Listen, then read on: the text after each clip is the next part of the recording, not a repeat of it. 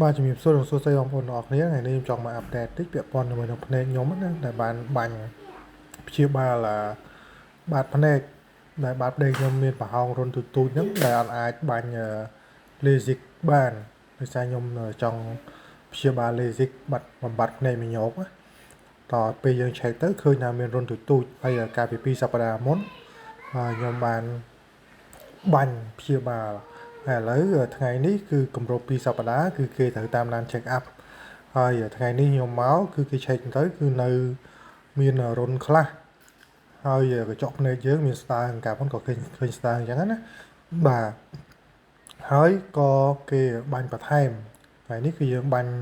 បន្ថែមទៀតហើយគេនឹងតាមដានមើល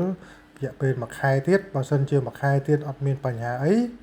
គឺមួយខែហ្នឹងយើងអាចឡើងមកហើយយើងអាចណាត់ជាមួយនឹងពេទ្យខាង